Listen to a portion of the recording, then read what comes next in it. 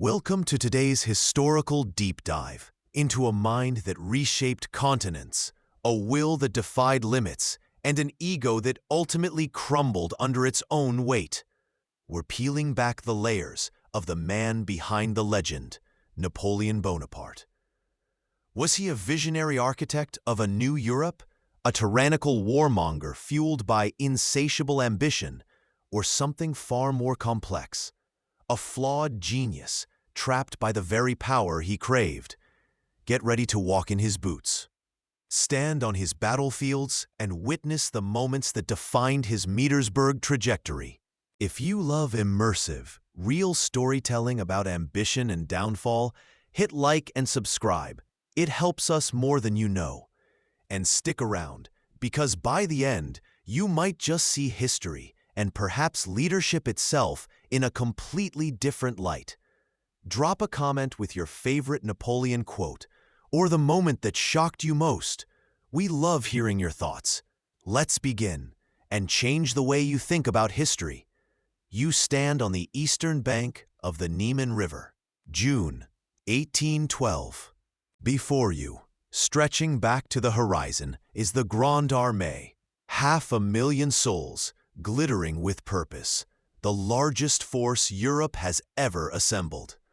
Flags snap in the wind, thousands of cannons gleam, the ground trembles under the hooves of countless horses. You are Napoleon Bonaparte, Emperor of the French, and the world holds its breath. Just days before, Tsar Alexander I refused your final ultimatum, your terms for peace, for total continental dominance. Now, there is only one language left: war. He stares across the water at the dark, mysterious forests of Russia. It feels less like a border and more like the edge of the world, a vast, untamed expanse that swallowed armies whole across history. But your army, your will, your genius, surely nothing can withstand this? You have conquered Italy, humbled Austria, broken Prussia, brought Spain to its knees, mostly. You have rewritten the map of Europe with the point of a sword. This is not just another campaign. It is the final piece of the puzzle, the ultimate gamble to force England, your eternal nemesis, to the negotiating table by strangling its trade through its last major continental partner. Ambition courses through your veins, hot and intoxicating. You have never known true failure on this scale. He sees not 500,000 men crossing a river, but history bending to your will, a final, decisive stroke to forge a new Roman Empire under the French eagle. The air hums with anticipation, with the silent, unspoken belief in your infallibility. Yet, a tiny, cold knot tightens in his stomach. The sheer scale is terrifying. The logistical challenge is unprecedented. And Russia itself, it is not a conventional enemy. It is space, time, and a Tsar who seems willing to sacrifice anything to avoid your embrace. As the first pontoon bridges are laid and the leading regiments begin to cross, you issue the fateful proclamation. Soldiers, Russia is drawn on by fate. Her destinies are accomplished. Let us march forward. Let us carry the war into their territories. The Second Punic War is before us. Endum. He invokes Hannibal, the great general who dared the impossible. He forgets, perhaps, how Hannibal's story ended. Not just audacity, but eventual crushing defeat on home soil, exiled by his own people. You choose to believe only in the beginning of that tale, not its tragic end. The die is cast. The greatest military force ever assembled is about to march into the most unforgiving theater on earth, driven by one man's insatiable hunger for absolute power. What drove this gamble? Was it pure genius, recognizing a fleeting opportunity? Or was it the apex of overconfidence, blinded by past triumphs. What would you have felt, standing there, looking into that vast, dark unknown, carrying the fate of an empire on your shoulders? You take the first step onto the bridge, and the abyss looks back. You sit in your gilded cage, the Tuileries Palace, the undisputed master of a continent. Europe kneels. Empires your playthings. You are the Sun King. Yes, but across the gray, tumultuous waves, a shadow persists. Britain, unreachable, defiant. Their navy a wall. Their coffers funding every whisper of resistance. Your grand counter-strategy, the continental system, is meant to be their slow strangulation, a ring of steel around their trade, closing every European port to their hated goods. But the ring is broken. The crack isn't on some distant coast, but in the sprawling frozen lands of your awkward ally from Tilsit, Russia. Tsar Alexander I, your supposed partner, keeps allowing British ships, British commerce, British defiance to slip through his grasp. He is erratic, proud, a man who oscillates between awe and resentment of your towering presence. He chafes under your dominance, particularly the resurrection of a Polish state, the Duchy of Warsaw. Right on his western border, a historical wound reopened by your decree. You see his actions not just as a policy failure, a strategic misstep by an ally, but as something far more corrosive, a personal affront, a deliberate challenge to your absolute authority over the continent you have reshaped with blood and genius. He dares to defy you, the architect of this new world order. This isn't merely about economics or alliances anymore. It's about obedience.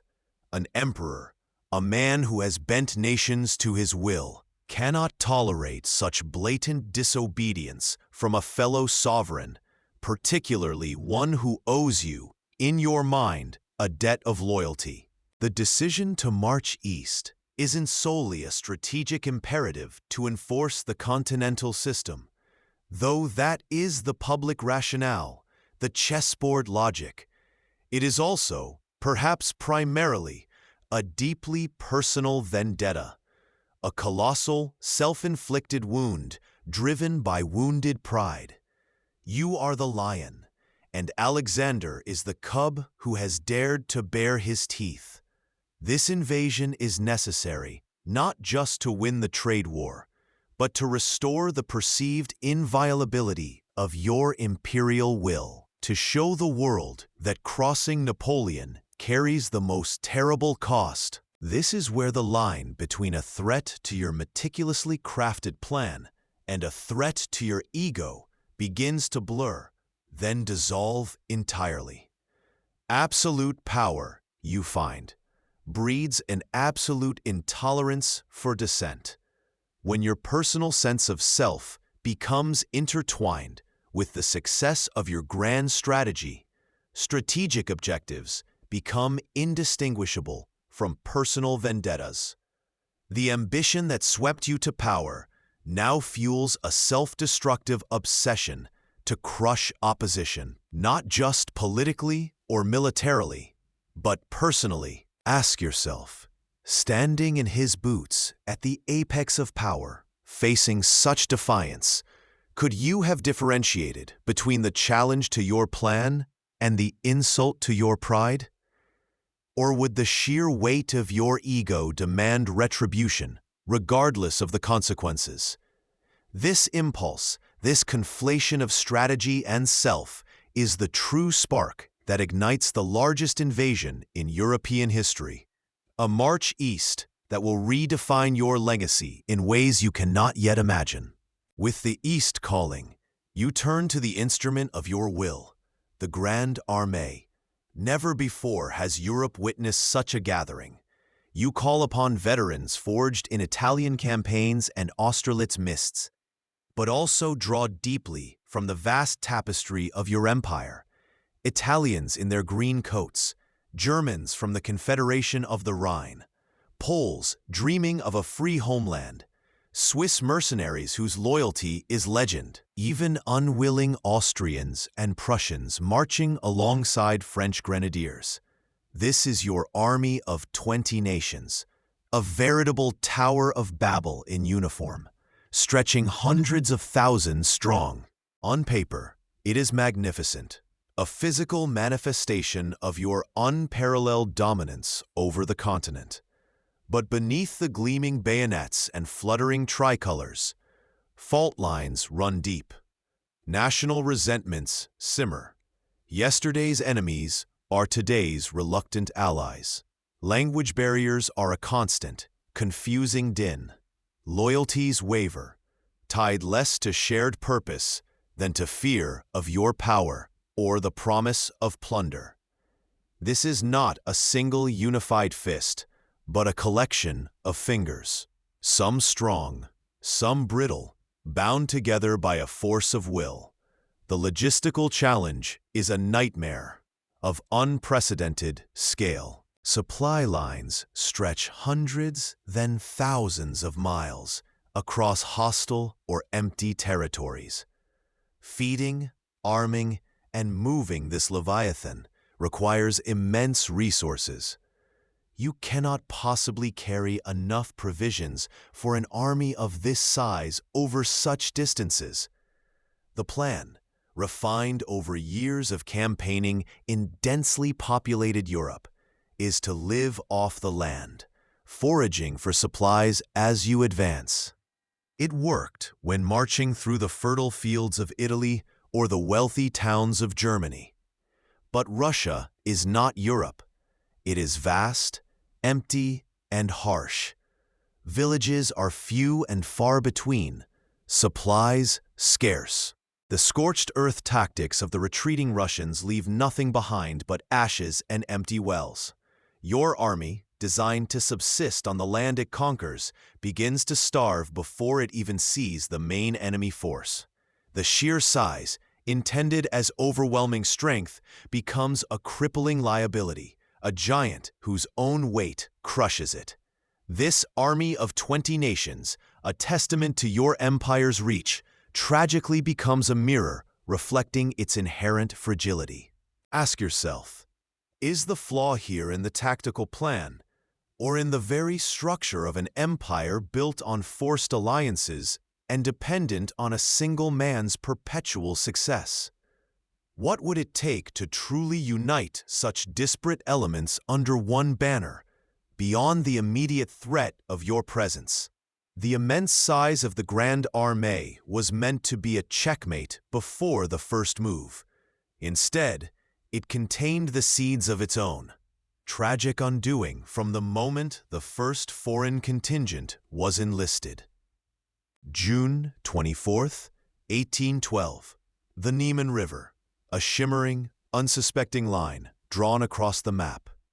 You stand on the bank, the colossal engine of the Grande Armée arrayed behind you, 450,000 strong, a tide of steel and ambition poised to wash over the Russian Empire.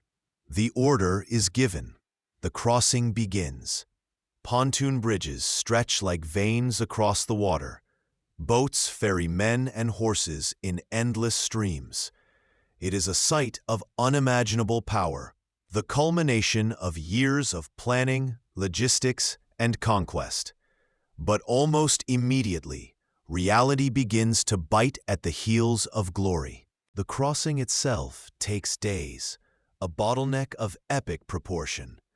And as the endless columns march inland, the logistical tail, that fragile tether of supply, snaps almost instantly. Wagons, bogged down by the sheer weight of provisions and the churned mud of primitive roads, fall behind. Horses, the very engine of your speed, begin to die in alarming numbers, not from enemy fire, but from lack of fodder in a landscape picked clean by the retreating foe. Men, disheartened by the grinding pace and lack of engagement, begin to straggle, their ranks thinning not by battle, but by sheer exhaustion and disillusionment. This isn't the rapid, glorious advance you envisioned. You pushed eastward, expecting the Russians to stand and fight, to offer that decisive battle that has always been your preferred method of warfare, your signature move. But they don't. They simply melt away. They lure you deeper into the immense, indifferent landscape of Russia, and they unleash a brutal, simple, devastating tactic: scorched earth. Villages you hoped to quarter in are smoldering ruins. Fields that could have fed your army are blackened stubble. Wells, precious sources of water in the summer heat, are poisoned or filled in. Your army marches through a desolation, a wasteland that grows not from natural disaster, but from a deliberate, calculated destruction by the enemy. A desolation that, paradoxically, is a desolation of your own making, because you must follow them into it. This is the chilling realization: your greatest weapon, the rapid, decisive battle that crushes opponents in a single overwhelming blow, is neutralized. The enemy refuses to play by your rules. The vastness of Russia isn't passive terrain. It becomes an active defense, swallowing your legions, stretching your supply lines to breaking point, and offering nothing for your army to consume. The irony is palpable. The force designed for speed and shock is bled dry by slowness and absence. Ask yourself, is victory always found in bringing the biggest hammer to the fight? Or sometimes, is the true mastery in making the enemy's hammer useless by refusing to be the nail? What would you do watching your magnificent army wither, not from defeat, but from futility? This moment demands adaptation, not just application of force. The sun beats down on the endless plains. You press eastward, a tidal wave of ambition and steel rolling across the landscape. Your mind is fixed on a decisive battle, a grand clash where the sheer force of the Grande Armée will shatter the Russian resistance. You expect them to stand, to defend their heartland, to offer the glorious confrontation that will crown this campaign with swift victory. But the enemy you seek dissolves like morning mist. The armies under Barclay de Tolly in the north and Bagraton in the south refuse to be pinned down. They are ghosts, skillfully evading your perfectly planned pincer movements, melting away deeper into the vast, unforgiving heartland of Russia. You chase phantoms across dusty roads and through whispering forests. Every village is empty, every horizon barren. This initial rapid advance, fueled by Napoleonic speed and audacity, quickly gives way to grueling, soul-crushing marches under a merciless summer sun. The expected lightning war becomes a slow, torturous grind. Water sources are scarce. Supplies dwindle faster than they can be brought up. The elegant logistical machine begins to groan under the strain. Discipline, once ironclad, frays at the edges. Soldiers, hungry and exhausted, resort to plundering the deserted or terrified villages they encounter, further alienating the few inhabitants who haven't fled. This isn't the glorious liberation or swift conquest promised. It's a brutal intrusion, met with emptiness and hostility. And the casualties mount, silently, tragically. The enemy isn't engaging in pitched battles, but your ranks are thinning daily. The first defeats aren't dealt by cannon fire or musket ball, but by the invisible enemies of exhaustion, disease, and starvation. Dysentery rips through regiments. Heatstroke claims men on the march. Hunger gnaws at the strength of the soldiers, turning veterans into shuffling skeletons. This pursuit of a retreating enemy, designed to force a battle, is bleeding your army dry without a single major engagement. It's a strategic drain you hadn't fully anticipated. Your frustration with the Russians' tactics, their refusal to fight your war, grows with every empty mile. This fixation on the external target, this desperate desire to force the issue, blinds you to the mounting critical problems within your own ranks. You press on, convinced that just a little further, just a little more speed, and they must turn and fight. You allow the enemy to dictate the operational tempo, to drag you deeper into a trap of their making, while ignoring the slow internal collapse unfolding behind you. Ask yourself, when does strategic persistence become self-destructive obsession? What would you have done, standing in his boots, faced with an enemy who wouldn't give battle, and an army crumbling from within? The grim irony. Seeking a glorious fight, you find only the quiet, relentless attrition of the elements, and the enemy's patience. The reflection is stark. A leader must maintain vigilant focus on the internal strength and well-being of their forces, not just the external target. Letting an opponent dictate your actions, especially to your detriment, can be the most fatal error of all. The drums beat a rhythm of hopeful anticipation as you approach Smolensk. For weeks, the Grande Armée has pursued the elusive Russian forces, a cat-and-mouse chase across vast empty plains. Now, finally, they stand and fight behind ancient city walls. August 1812 arrives like a furnace blast. A fierce battle erupts, a grinding contest of wills and bayonets against stubborn defense. Your tactical brilliance is on full display. You maneuver, you push, you break through. Smolensk is taken. Another victory for the Emperor. But as the smoke clears, a chilling realization dawns. The Russians have retreated, yes, but not before setting their own city ablaze. You ride through the gates, expecting shelter, expecting captured supplies, expecting the spoils of war that sustain an army of hundreds of thousands. Instead, you are met with a landscape of smoldering ruins. Buildings collapse around you, heat radiates from the ashes, and the acrid smell of burning timber fills the air. There is no food here, no rest, only destruction. This isn't just a retreat. It's a scorched earth policy, a brutal self-inflicted wound by the enemy, designed purely to cripple you. It is a profound psychological blow. They would rather destroy their own sanctuary, condemn their own citizens to homelessness, than allow you to gain strength. The expected decisive battle, the moment you thought would force Alexander to the negotiating table, remains frustratingly out of reach. You have won the tactical engagement, you hold the ground, but the strategic goal, breaking the enemy's will, forcing peace, securing supplies, has slipped through your grasp like smoke. This victory feels less like a triumph and more like walking into a trap of ashes and starvation.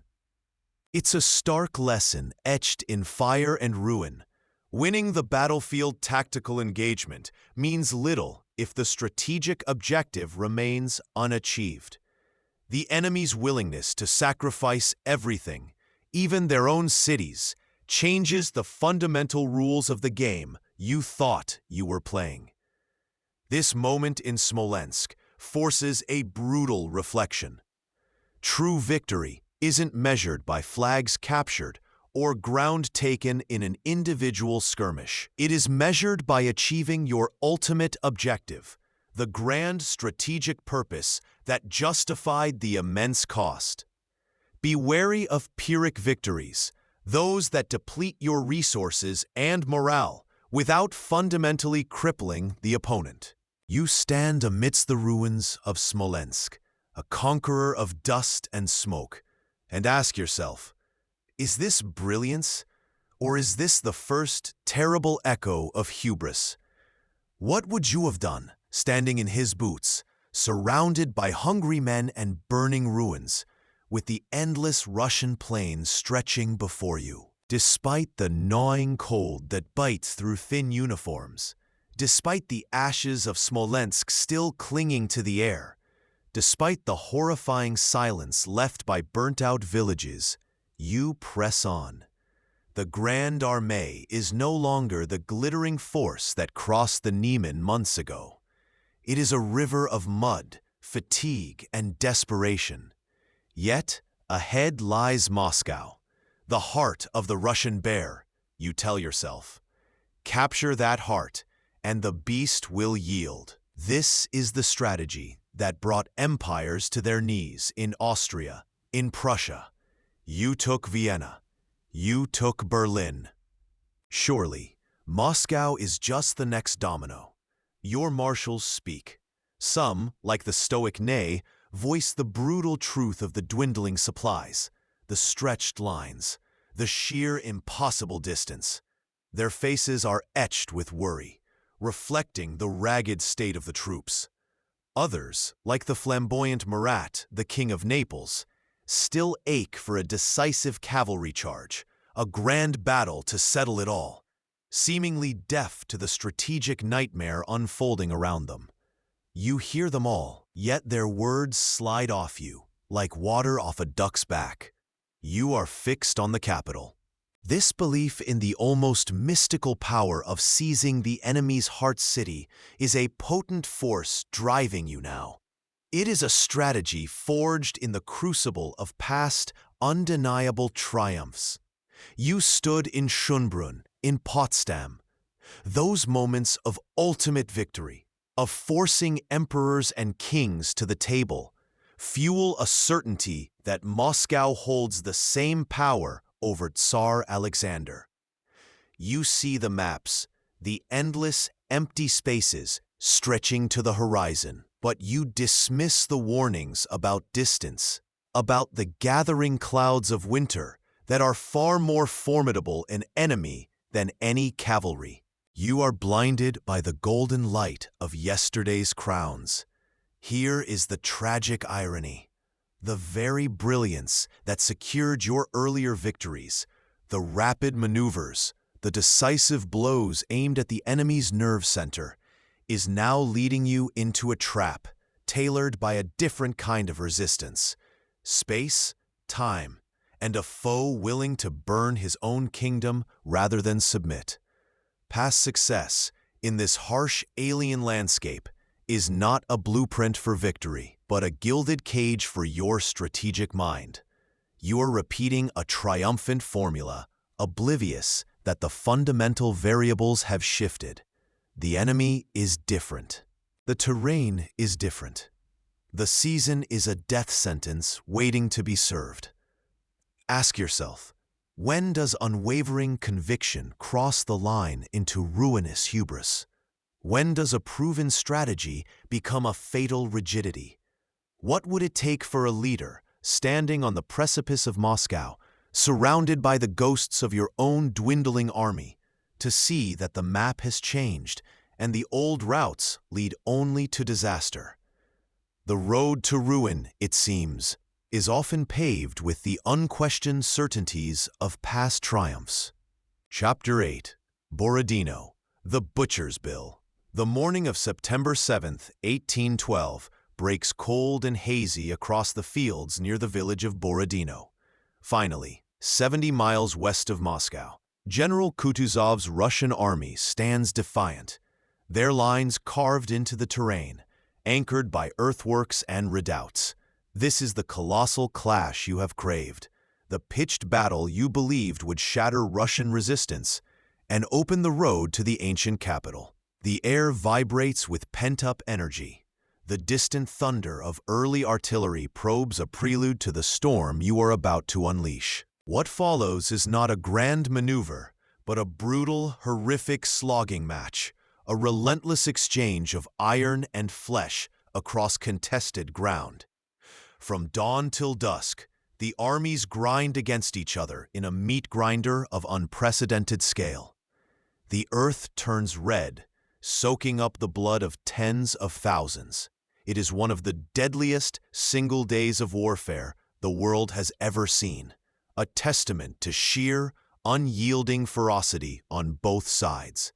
Your troops fight with desperate courage, hurling themselves against the Russian defenses, capturing positions, losing them, and capturing them again.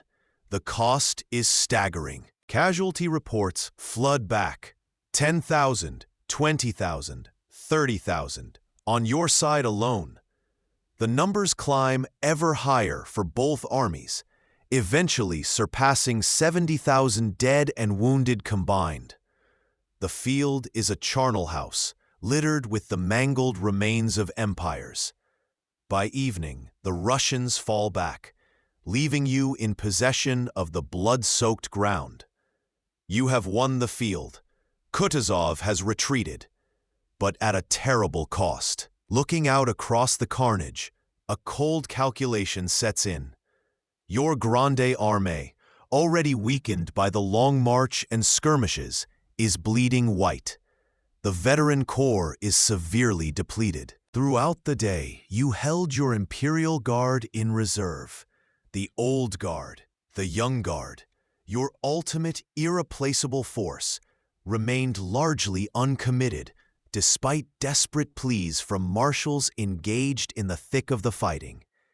It's a decision debated by historians to this day. Was it prudence, preserving the core of your army for future battles? Or was it a crippling caution born of a dawning, terrifying awareness of your own dwindling strength and the immense distance separating you from France? The truth is, even amidst the apparent victory, you know your army cannot afford another such day. The Russian army is battered, yes, but not broken. They have yielded the ground, but their fighting spirit, their strategic core, remains intact. This tactical victory feels hollow, bought at a price that drains the very lifeblood of your invasion force. It is a chilling lesson. Sometimes winning a fight means losing the war, especially when the victory demands irreplaceable resources that your enemy can replenish, but you cannot. Ask yourself, looking upon that horrific butcher's bill, did you see triumph or the beginning of the end? What would you have done, standing on that blood-soaked hill, holding back the last true reserve of your empire? Understand that winning a battle might only highlight how much you have already lost. You enter the cold, waiting gates of Moscow a week after the blood-soaked victory at Borodino. Your boots echo on the stone, the sound unnaturally loud in the silence. You anticipate the scene, the ringing bells, the cheering crowds, the mayor bowing, offering the keys to the ancient city. The gilded prize, the symbolic heart of Russia, finally within your grasp. This is the coronation you expected, the moment the world witnesses the inevitable triumph, the subjugation of the last great continental power standing against you. But Moscow offers no such welcome. Instead of deputations, there is emptiness. Instead of cheers, there is a chilling stillness. The streets are deserted, the windows dark, the grand houses silent. You search for inhabitants, for signs of life, but find only an abandoned shell.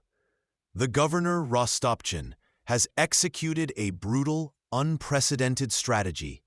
Evacuate the populace, deny the conqueror his living prize, and, it is widely believed, destroy what remains. Then the smoke begins, small plumes at first, then blossoming into fierce, wind-whipped infernos. Moscow, built largely of wood, becomes a tinderbox.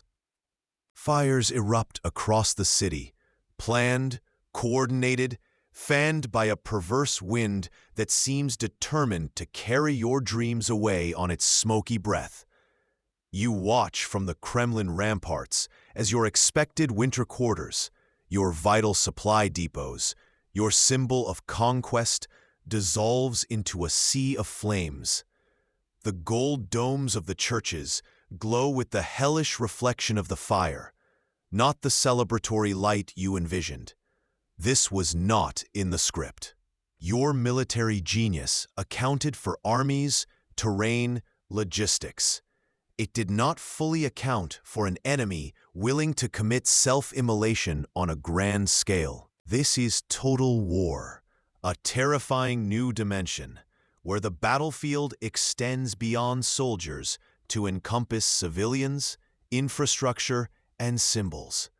Rostopchin's order, whether fully executed or merely instigated, reveals a horrifying truth.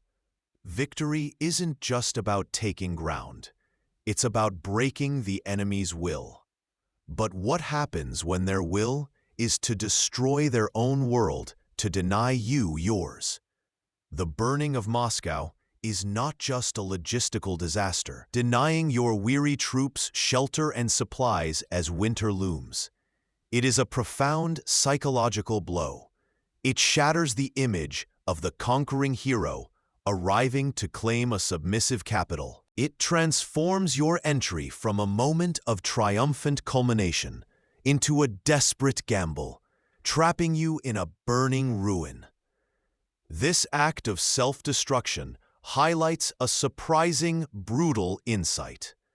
Sometimes, an enemy's greatest strength lies not in their ability to fight you, but in their willingness to sacrifice everything you desire. Ask yourself, standing there, watching your prize burn, facing a foe who preferred ruin to surrender, what would you have done? How do you fight an enemy willing to pay such a terrible price? This was the moment conventional metrics of success became irrelevant, replaced by the chilling reality of a conflict fought not just for territory, but for the very soul of a nation, a soul they seemed willing to watch burn to keep out of your hands. You step into the cold morning air of Moscow. Smoke still hangs heavy, a pungent reminder of the fire that swept through this ancient city just days before your arrival. The initial triumph of entering the enemy's capital quickly gives way to a profound emptiness. This grand metropolis, meant to be the prize, the leverage, the symbol of submission, is eerily deserted. The Russian army has retreated, Alexander remains silent, and the city's administration has vanished, leaving behind only a skeleton crew and the ghosts of burnt buildings. You believe you hold the winning hand. Surely the Tsar will negotiate now. You send out emissaries carrying terms you believe are generous, designed to bring a swift end to this exhausting campaign. You wait. Days turn into weeks. The messengers return, their reports bleak. Ignored, delayed, given non-committal responses. Alexander offers no olive branch, no surrender, just silence. He understands something you, despite your unparalleled experience, seem to have overlooked. Russia is vast, and its true weapon is patience. Its defense, distance, and time. While you wait in gilded, empty palaces, remarkably, some buildings survived the inferno, including the Kremlin itself. Your once invincible Grande Armée begins to unravel. The promised supplies aren't arriving. The scorched earth policy enacted by the retreating Russians has stripped the countryside bare. Foraging parties venture out, but are increasingly cut off and harassed by Cossacks and regular Russian troops who are not defeated, but recovering, reinforcing, and encircling your position just outside the city's perimeter. The army's discipline, so rigorously maintained through countless campaigns, starts to crack. Boredom in the occupied city gives way to desperation as rations dwindle. What begins as organized occupation descends into looting, a desperate scramble for survival among soldiers who conquered Europe but cannot find food or shelter in the heart of Russia. The golden domes of Moscow, initially a symbol of your conquest, begin to feel like the bars of a cage. You occupy the physical space, yes, but you control nothing. The political objective, forcing Alexander to terms, remains utterly elusive. Your presence here is not power, it's a drain on resources, a vulnerability. The initiative, once firmly in your grasp as you swept through Europe, has slipped away. You have paused, and in war, a pause allows the enemy to breathe, adapt, and retaliate. The beautiful, desolate city becomes a trap of your own making, a monument to the fatal mistake of waiting for the enemy to concede when they are prepared to endure everything. This wasn't just a logistical error. It was a profound misjudgment of the enemy's will and the nature of the conflict itself. You had conquered the land, but failed to understand the spirit of resistance that would consume you whole. Ask yourself, was this the moment your genius for rapid, decisive action was undone by the very inertia of waiting? What is the true cost of achieving a tactical victory that serves no strategic purpose? The first snowflakes drift down in mid-October, delicate dust motes turning to chilling crystals on your coat. Around you, Moscow stands like a hollowed-out shell, stripped by fire and abandonment. You stand on the brink of a terrifying realization. The Tsar, Alexander, is not going to bend. He has refused all overtures, all negotiations. He is willing to let his sacred city burn, willing to trade space and time for your destruction. And Moscow itself offers nothing. No winter quarters, no food, no strategic advantage. It is a victory that feels utterly, terrifyingly empty. The grand prize has dissolved into ash and cold. The decision, agonizing in its necessity, is made. Retreat. You must turn back, lead the Grande Armée out of this death trap before the winter truly descends. Your initial plan is sound, logical. You attempt to pivot south, towards the untouched provinces of Ukraine, towards warmer weather, richer farmland, and supply depots untouched by the war's ravages. This is the strategic mind at its best, seeking the path of least resistance, the route of replenishment. But Kutuzov, the old, wily Russian general, blocks your path. At Maloyaroslavets, a brutal, indecisive clash erupts. It is a meat grinder, a chaotic storm of lead and steel where both sides claim victory, but neither achieves a decisive breakthrough. You see the cost, the casualties mount, time bleeds away with every hour the fighting rages, and the window for escape shrinks with terrifying speed. Another full-scale battle here could cripple the army, delay you weeks, leaving you exposed to the elements you have, until now, largely ignored. Here is the tragic pivot, the moment when ambition collides head-on with brutal reality and makes the worst possible choice. Faced with the potential ruin of a protracted battle at Maloyaroslavets and the agonizing delay it would impose, you make the fateful decision. Turn back, retreat along the same devastated route you came. The northern road, already stripped bare by your army's advance just months ago, now becomes the path of desperation. It is a horrifying calculation. Better to endure certain hardship on a known road than face uncertain, potentially ruinous battle on a better one. But the road you choose is a graveyard waiting to happen. Ahead lie hundreds of miles of ravaged earth to Smolensk, the next hoped-for supply point. And beyond that, the icy expanse to the Niemen River, the symbolic border of the empire, an impossible distance away. Behind you stalks the relentless Russian army, harrying your flanks, cutting off stragglers. But a far greater, utterly unconquerable enemy now closes in, the Russian winter. You built an empire on bending the world to your will, on outthinking and outmaneuvering mortal foes. But nature does not negotiate. Chance does not accept surrender. Human endurance has limits. The great campaigns were planned in sunlit rooms on detailed maps, assuming supply lines held and weather cooperated.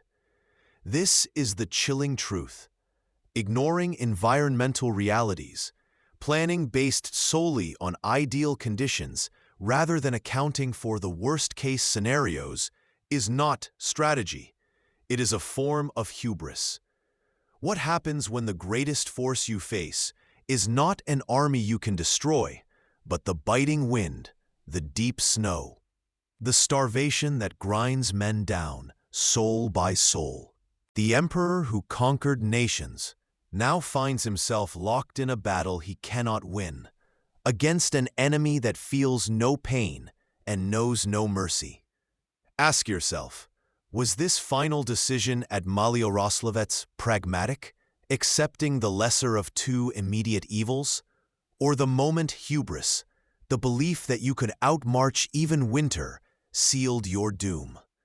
The ghosts of the Grand Army's future now march alongside you, whispering on the freezing wind. The retreat has begun, and it will redefine suffering. The road back from Moscow is not a road of triumph. It is a winding scar of ice and death etched across the vast, indifferent Russian landscape. You are not marching with the invincible Grande Armée of Borodino.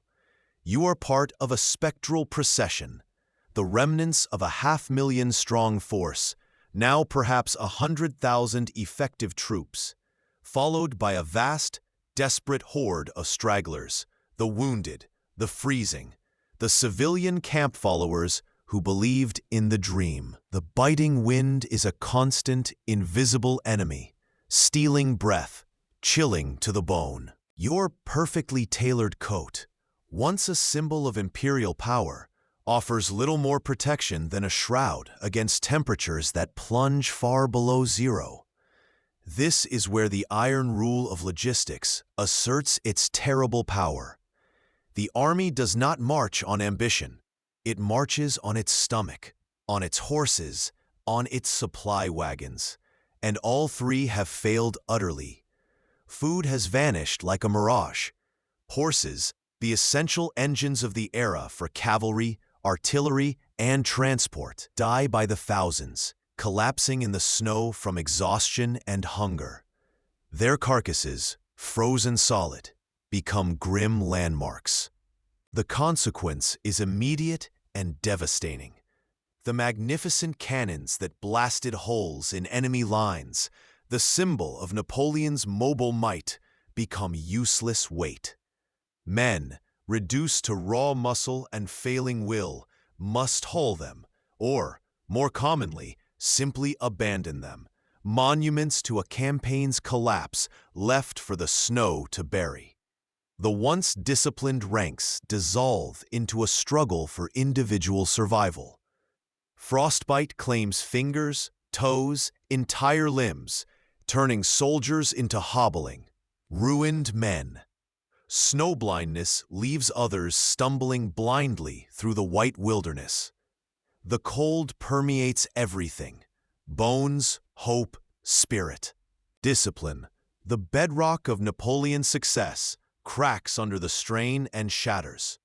You see men abandoning comrades, officers losing control, the grand vision reducing itself to the primal need for warmth and a crust of bread.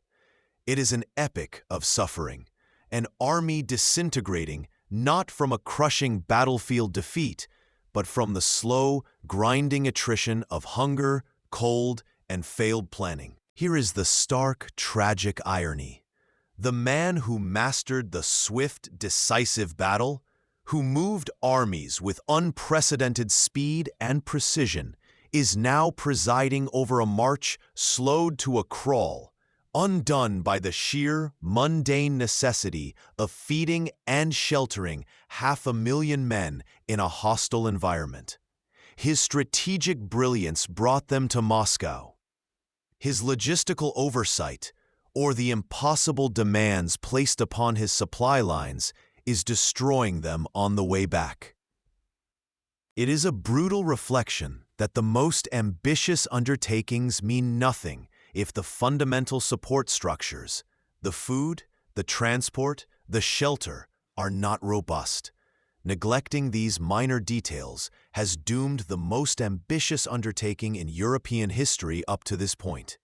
As you witness this agonizing retreat, ask yourself, what ambitious project, what grand vision in history or your own life has foundered not on the rocks of opposition, but simply because the wheels weren't oiled, the supplies weren't delivered, the basic, practical needs weren't met? The air itself is a weapon.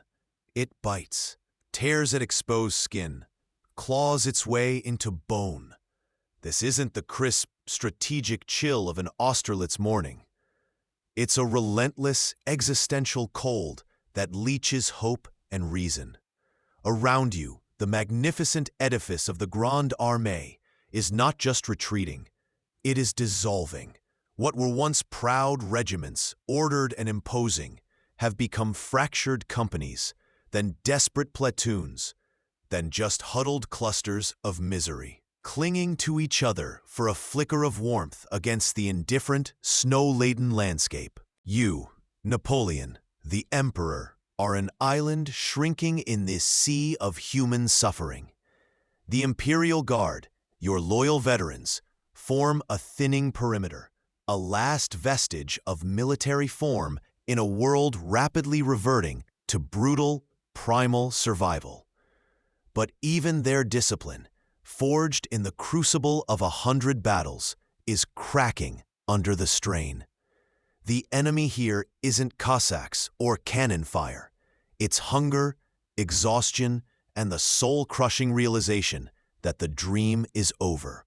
Watch them. These are the men who stormed ramparts, crossed frozen rivers under fire, stood unbreakable before grapeshot. Now, they fight each other over a frozen crust of bread, a discarded boot that might offer meager protection. Comrades who shared tents and spoils now stumble past dying friends without a glance. Survival the only currency.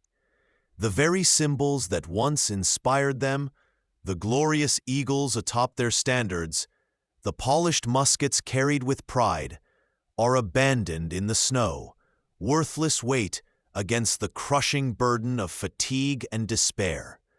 A musket cannot buy food. A flag offers no warmth. The physical manifestations of military honor are cast aside like irrelevant trinkets in the face of true desperation. This is the brutal test of the bond between officer and man, forged in shared victories and the intoxicating promise of glory. That bond, so strong in success, snaps like a dry twig under this unbearable, prolonged strain. Orders are ignored or met with vacant stares. Respect erodes into resentment or simple, weary indifference. Your charisma, the force that could move armies and topple thrones, means nothing to a starving man with frozen feet. Here is a stark, chilling truth.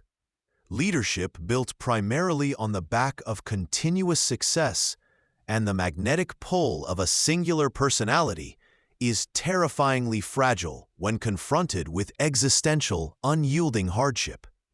While your presence might still inspire a final, desperate rally from the Guard, The broader army demonstrates the limits of such leadership. Loyalty, true, unbreaking loyalty, isn't just about cheering a victorious general. It's about shared purpose and trust that holds firm even when hope is a forgotten memory. What happens when the leader's vision leads only to frozen wasteland? The shared purpose dissolves into individual survival. The retreat reveals the fundamental architecture beneath the gilded surface of empire and army. Crises don't just test systems, they strip them bare, revealing the underlying relationships and the health of the bonds within.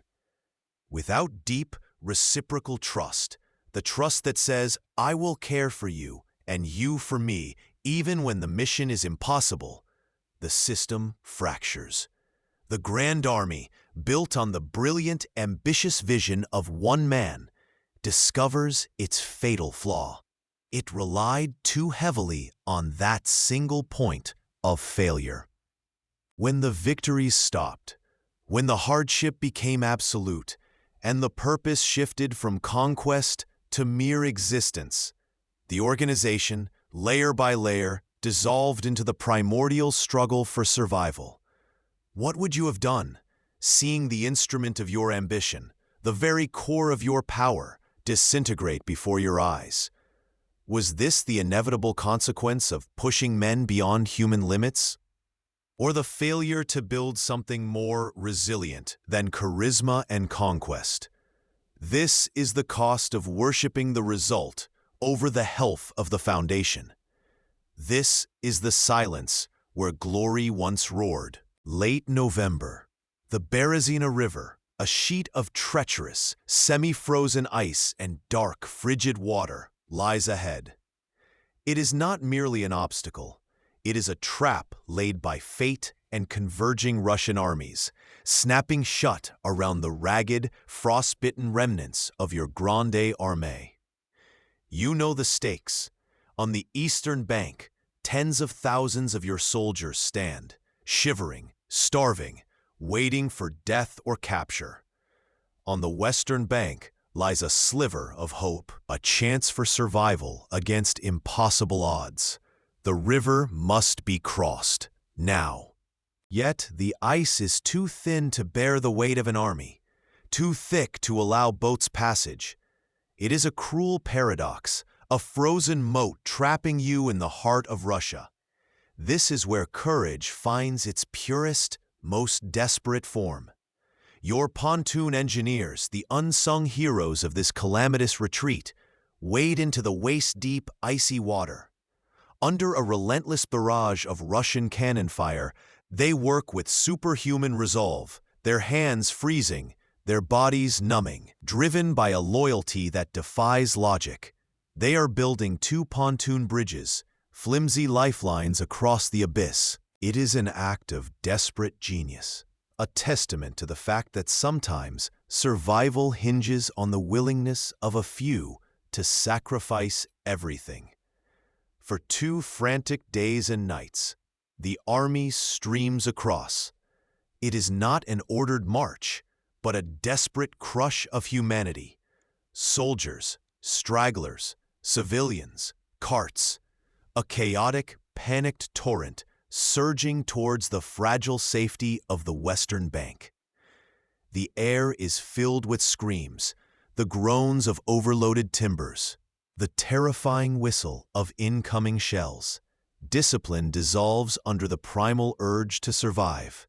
You watch, helpless, as the scene unfolds, a horrific tableau, painted in shades of white snow, dark water, and red blood. The pressure on the bridges is immense, a physical manifestation of the army's desperation. Then, the inevitable horror. With a splintering roar, the bridges collapse, one, then the other, giving way under the impossible weight. Thousands, packed shoulder to shoulder, are plunged into the freezing water. The river becomes a mass grave, a churning vortex of drowning men, horses, and wreckage. The screams echo across the frozen landscape, a chilling testament to the collapse of order, the final price of a dream turned nightmare. It is chaos, pure and absolute, the kind that strips away all pretense and reveals the raw instinct for survival. Yet, you and a fraction of your most loyal, battle-hardened troops manage to cross. You make it to the relative safety of the Western Bank, leaving behind the inferno on the east. You have escaped the trap, a narrow, bloody deliverance. But look back across the river, across the scene of utter devastation. Tens of thousands are left behind, dead, drowning, or captured. The Berezina is not a victory. It is a tactical escape from a strategic catastrophe. It proves that moments of desperate ingenuity and sacrifice, however heroic, cannot compensate for the fundamental, systemic failure of the campaign that brought you here. It is a stark, undeniable truth carved into the frozen landscape. Consider the cost of this survival. What would you have done, standing there, watching your army disintegrate into chaos and horror? The Berezina was navigated through immense courage and quick thinking at the bridgehead, yes, but the immense irreversible cost was already locked in by the decisions made months before, deep in Russia. It's a brutal lesson. Sometimes you can snatch survival from the jaws of death, but the price of the poor planning that led you there is paid in an ocean of blood and ice. December 5th, 1812. Shmorgoni. The vast, frozen wreck of the Grande Armée stretches behind you, a trail of suffering etched into the Russian snow. Your men, starving, frostbitten, broken, continue their agonizing march, each step a testament to futile courage. But here, in a small village, far from the front's cutting edge, you make the decision. A decision of ice-cold political calculation, viewed by countless others as the ultimate betrayal. You will leave the army. Command is passed to Marshal Murat, the flamboyant cavalryman, a figure of dash on the battlefield, but perhaps ill-suited to the grinding, administrative nightmare of saving a dying host. Your personal effects are packed quickly. Accompanied by a tiny, loyal escort, Caulaincourt, Duroc, and a few others, you slip away under the cover of night or early morning, traveling incognito. By sleigh, then by carriage, you race across the frozen plains and through captured territories. A phantom emperor fleeing his ruined empire in the east. Your destination, Paris. Why the haste? Rumors, then confirmation of a failed coup attempt orchestrated by General Mallet reached you in the depths of Russia. This seemingly minor event, Mallet had simply declared you dead and tried to seize control in your name, exposed a terrifying vulnerability. If people believed you were gone, the entire edifice of your power, the very empire, could unravel. The throne in Paris was more vulnerable than the dying army in Russia. To shore up your political foundation, to reassert your absolute control, you needed to be present immediately. Days later, back on French soil or closely controlled territory, you issue the 29th Bulletin of the Grande Armée. It is a masterclass in spin and deflection. It acknowledges the disaster, yes, but primarily blames the premature and terrible cold for the army's destruction. It speaks of staggering losses, but artfully minimizes the strategic failure, portraying the retreat as a difficult but controlled withdrawal necessitated by the elements, not the enemy or your own miscalculations. The bulletin is designed for the French public, for the senators in Paris, for the courts of Europe, not for the shivering, dying men you left behind. For those soldiers, the news of your departure, when it trickled down, felt like a physical blow. The emperor, the man for whom they had marched to the ends of the earth, for whom they had faced Cossacks, cannon, and the soul-crushing cold, had abandoned them. The captain had left the sinking ship. The loyalty, built on years of shared glory and the sheer force of your will, fractured. They felt betrayed, sacrificed on the altar of your ambition, left to face the consequences alone while you sped toward warmth and power. Here is a stark paradox. Facing the political consequences in Paris was undoubtedly necessary to prevent total collapse. A new regime in France would have meant ruin for any hope of rebuilding. Yet, preserving that power required abandoning the very men who made that power possible, leaving them to the mercy of the elements and their despair. What would you have done, standing in his boots, receiving news of the Millet coup while surrounded by the physical evidence of catastrophe? Is leadership about sharing the full depth of suffering? Or is it about making the brutal calculation necessary to save the system, even at the cost of the individual souls within it?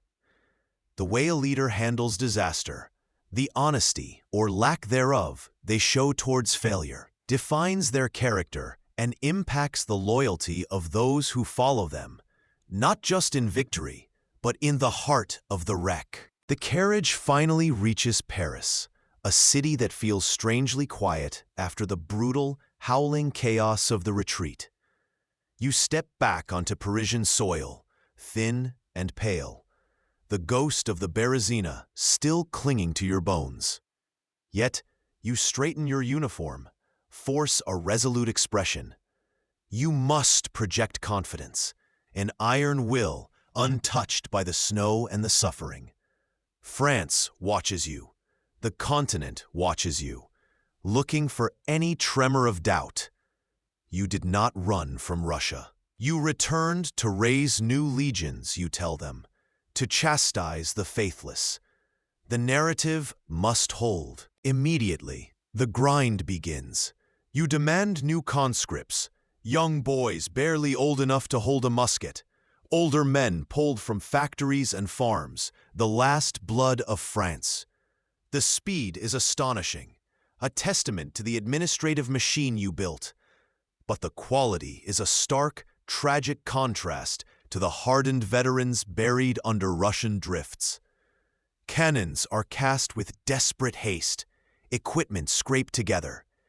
You are rebuilding an army, yes, but it is an army forged from necessity, not from years of triumphant campaigns. It's a potent detail often overlooked. The genius wasn't just in the grand strategy, but in the terrifying efficiency with which France could be bled dry and remade into a fighting force again and again. Yet, even as you conjure these new troops from the soil, a chill permeates the air. Across Europe, the news of the Grande Armée's annihilation spreads like wildfire, shattering the myth of your invincibility like a dropped mirror. For years, your name alone was a shield, a weapon that could cow monarchs and turn alliances. Now, they see you vulnerable, weakened, surrounded by phantom limbs of your former might. Prussia, bound to you by duress, begins to stir. Austria, your uneasy ally through marriage, weighs its options. Even the smaller states, once terrified into submission, feel a flicker of defiance. The disaster in Russia wasn't just the loss of hundreds of thousands of men and horses. It was a political earthquake that fundamentally shifted the tectonic plates of European power. The carefully constructed edifice of your empire, built on a foundation of military awe and political pressure, begins to show cracks. This is where the true cost of hubris becomes horrifyingly clear. Reputation, so painstakingly built over a decade of unparalleled success, is revealed as a fragile thing. One monumental failure, perceived as reckless and costing France dearly, can dismantle years of accrued power and trust.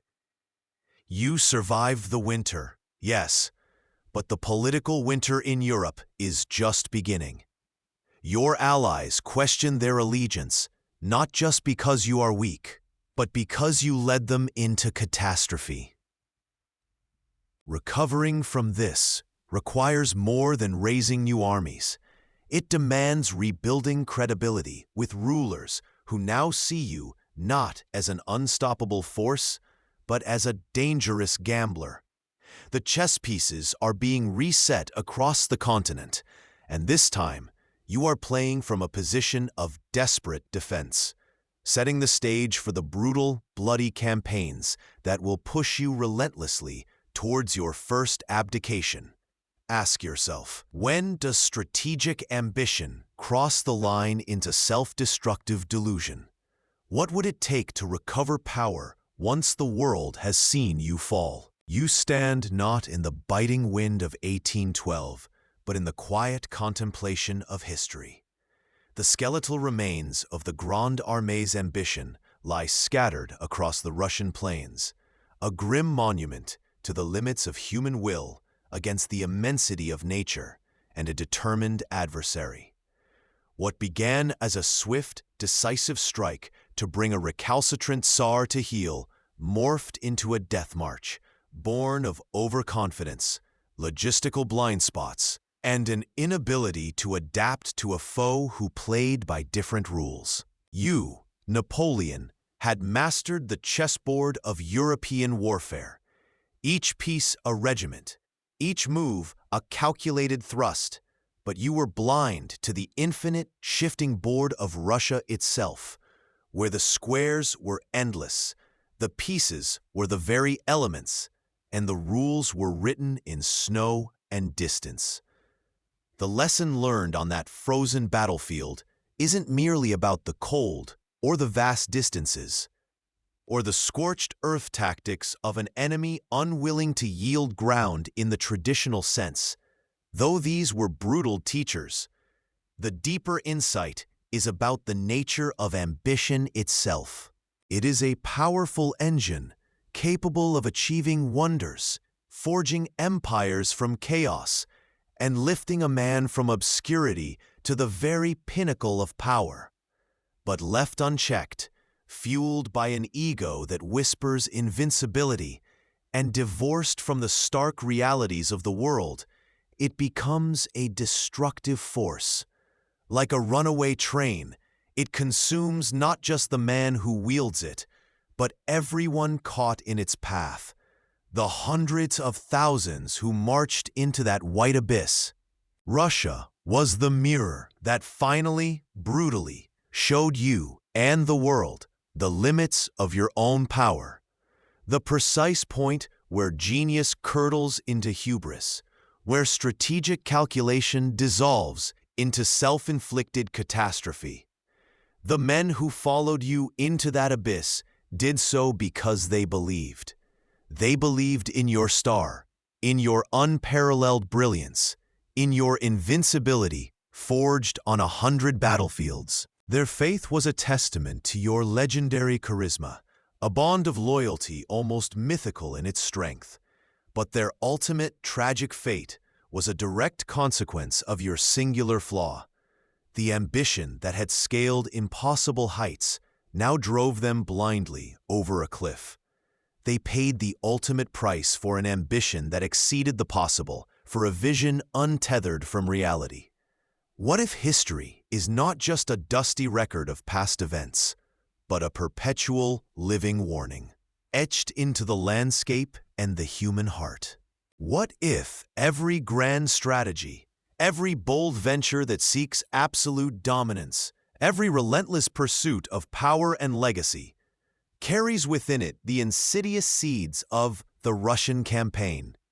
Do we, as individuals striving for success, as leaders guiding nations, as nations themselves vying for global influence, truly learn from the ruins of the past?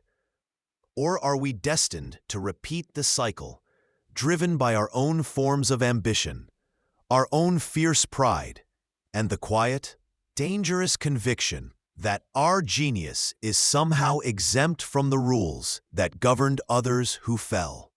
The ghosts of 1812 whisper a timeless truth across the centuries. The greatest enemy is often not across the border or on the opposing hill, but within. It is the unchecked ego, the unexamined drive, the part of ourselves that refuses to see the world as it is, preferring instead the comfortable delusion of absolute control. You, Napoleon, reflecting years later on the desolate, windswept rock of St. Helena, stripped of empire and glory, might have finally echoed the chilling realization attributed to you. From the sublime to the ridiculous is but a step. In the endless, indifferent snows of Russia, you took that step, and the world, forever changed by your rise and fall, watched you stumble into the cold, hard light of reality. In the end, it wasn't the battlefield that defeated him. It was believing he couldn't lose.